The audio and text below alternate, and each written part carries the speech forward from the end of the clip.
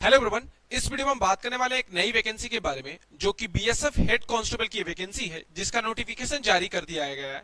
ये vacancy RO और RM की पद के लिए निकल के आ रही है। इसमें 10th और 12th लेवल की ये वैकेंसी है, तो इसी वैकेंसी के बारे में हम बात करेंगे और समझेंगे कौन कौन से कैंडिडेट इस फॉर्म को अप्लाई कर सकते हैं, क्या रहेगा एज लिमिट यहाँ पे, फिर फी समझेंगे कितना एप्लीकेशन फी रहेगा, सिलेबस, एग्जाम पैटर्न और सैलरी और फॉर्म डेट के बारे में यहाँ पे समझेंगे।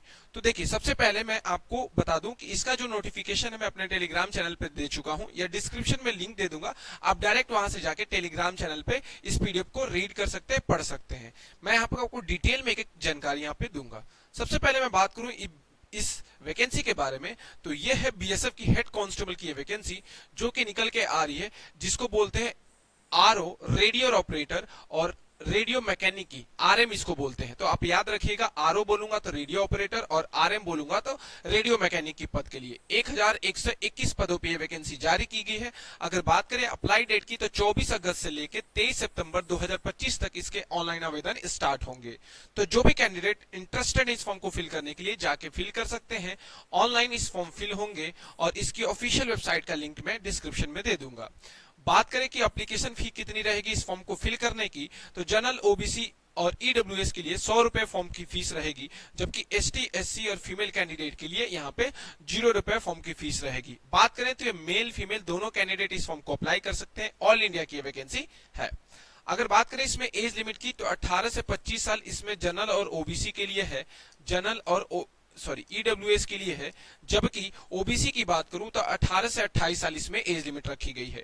एसटी और एससी के लिए 18 से 30 साल इसकी एज लिमिट रखी जाती है।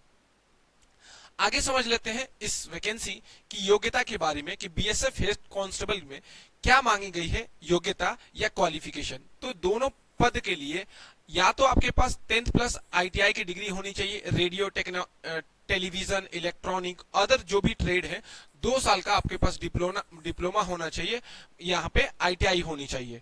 और दोनों पदों के लिए या तो आपके पास 12th पास आउट होना चाहिए, आपके पास 10th प्लस आईटीआई हो, या आपके पास 12th पास आउट होने चाहिए। लेकिन 12th पास आउट में आपके पास फिजिक्स, मैथ और केमिस्ट्री एज अ सब्जेक्ट होना चाहिए। ठीक है, ये तीनों सब्जेक्ट अगर आपके पास हैं, तो अगर आप 12th लेवल के कैंडिडेट हैं तो इस फॉर्म को फिल कर सकते हैं, नहीं तो आपके पास 10th प्लस आईटीआई की डिग्री होनी चाहिए। बात करें यहाँ पे टोटल वैकेंसी के बारे में, तो मैं बता चुका हूं 1121 पदों पर यह वैकेंसी जारी की गई है।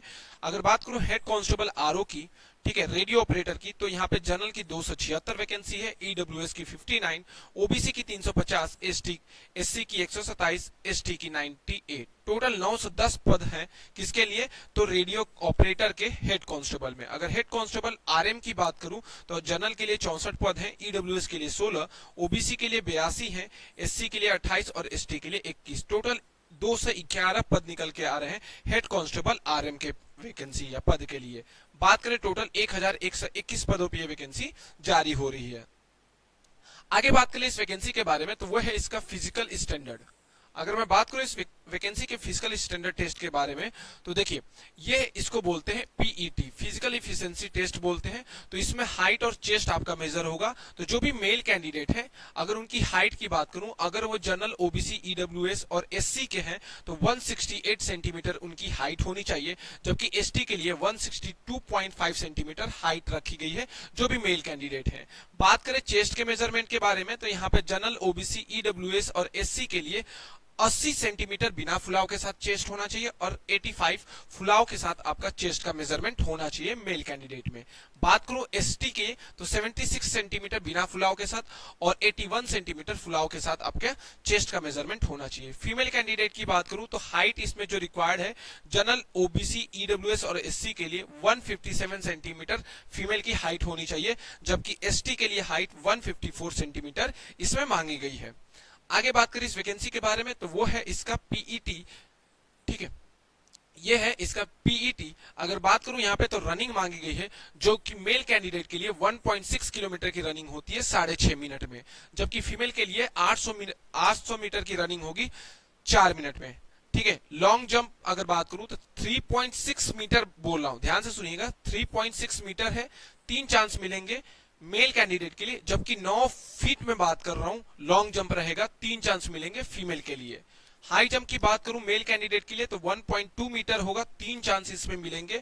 और 3 फीट होगा अगर बात करूं फीमेल कैंडिडेट के लिए, उनको भी इसमें 3 चांस मिलेंगे। तो जो भी रनिंग तो एक बार होगा, जो भी लॉन्ग जंप और हाई जंप होंगे उसमें आपको 3-3 चांस मिलेंगे इसको कंप्लीट करने के लिए। अगर बात करें इसके एग्जाम पैटर्न की, जो कि सबसे इंपॉर्टेंट है, तो इसके एग्जाम पैटर्न के बारे में अगर मैं कहूं तो सबसे पहले याद रखिएगा इसमें फिजिक्स, मैथ, केमिस्ट्री और इंग्लिश और जीके आपसे क्वेश्चन पूछे जाते हैं। सबसे ज्यादा वेटेज इसमें फिजिक्स का होता है, 40 क्वेश्चन 80 नंबर का ये रहता है। एक क्वेश्चन 2 नंबर का रहता है बीएसएफ के हेड कांस्टेबल की इस वैकेंसी में। बात करें मैथ की तो 20 क्वेश्चन आपको पूछे जाएंगे मैथ से, 40 नंबर के, एक क्वेश्चन 2 नंबर का। उसी तरीके से केमिस्ट्री के 20 क्वेश्चन 40 नंबर के।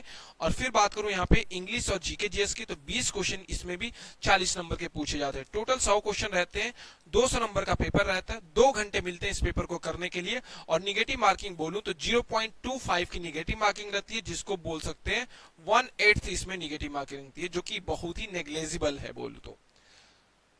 आगे जो सबसे इंपॉर्टेंट है वह है इसकी पे लेवल। 25,500 से लेके 81,000 के बीच में इसकी पे लेवल रहती है, जो बेसिक पे लेवल है। प्लस इसमें अलाउंसेज ऐड होते हैं। तो अगर मैं बात करूं कि जो भी हेड कांस्टेबल की वैकेंसी है इसमें पे लेवल कितनी रहेगी, तो इसमें 38 से 40,000 आपकी इनिशियली पे लेवल रहती है इन हैंड जो आएगी।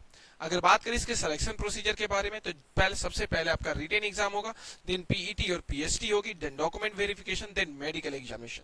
तो जो भी कैंडिडेट इस फॉर्म को अप्लाई करना चाहते हैं जाके अप्लाई कर सकते हैं। और ऐसे ही वीडियो इन्फॉर्मेशन के लिए इस चैनल को सब्सक्राइब कर लीजिए। कोई भी गवर्नमेंट जॉब से रिलेटेड नोटिफिकेशन या उससे रिलेटेड कोई भी अपडेट आती है तो इस चैनल पे बताई जाती है। अभी के लिए इतना ही, थैंक यू।